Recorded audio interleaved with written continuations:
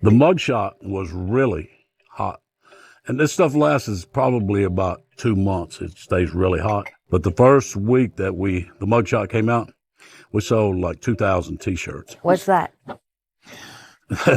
That's Trump's balls. Okay. What's up, everybody? Major Retired Richard Ojeda here. And in September of 2020, Whitey Taylor opened a Trump souvenir shop inside of a 100-year-old church in Boone's Mill, Virginia. Taylor is a well-known local who has a reputation for stirring up trouble. He used to own a racetrack and was always having some kind of controversial event to draw attention to his business and bring people through the doors. Taylor predicted Trump would win the Republican nomination, and then business would really boom. Can only get these here. How much are $20. $20? Yep. Customers were bullish too. What the superfans bought offers some insight into what they want politically.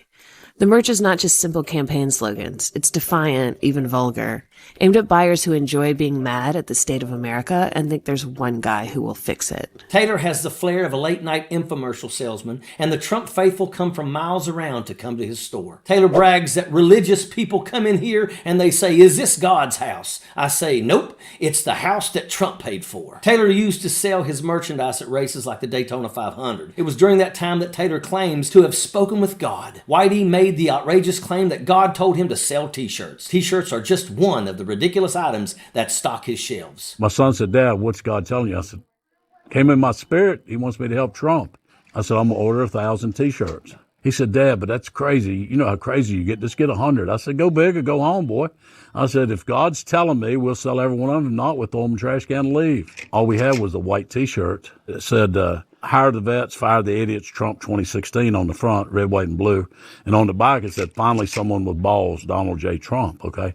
And I became known as the balls man on the tour. Whitey Taylor says vulgar souvenirs at his shop. From mugshot T-shirts to silver balls, Trumpaloons can find a message to wear or decorate their smoke-blowing pickup trucks. Much of Whitey's merchandise is profane. Neither he nor his customers seem to have an issue with going into an old church building to buy it either. The Trump cult typically doesn't have much trouble when it comes to compromising their principles. Taylor opened the store in the fall of 2020 inside a 100-year-old church. After the election, the big seller was Stop the Steal.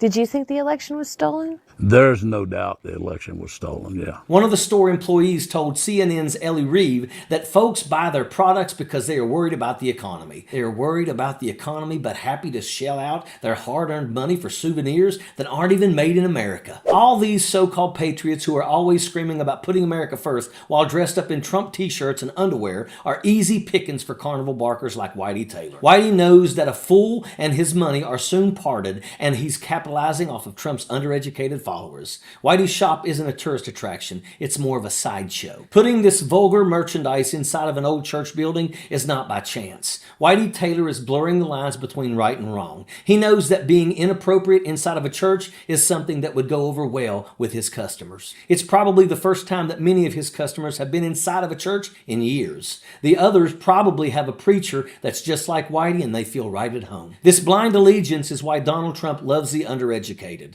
Apparently that's why Whitey loves them too. They are both shysters. Who shells out their hard-earned money while complaining constantly about the economy? The easily duped do.